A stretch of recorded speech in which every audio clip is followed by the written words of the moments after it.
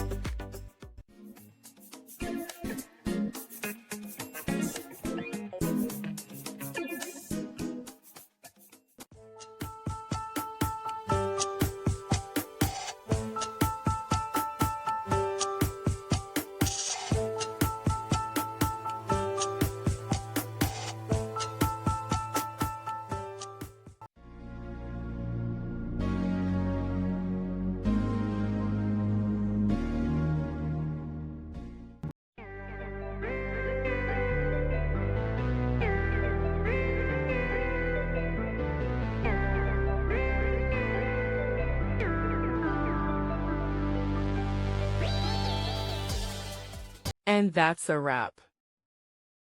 I hope you found the answer you were looking for. If you did, take a second to hit that subscribe button. It really helps out. And let me know in the comments which solution worked best for you. See you next time in the debug zone.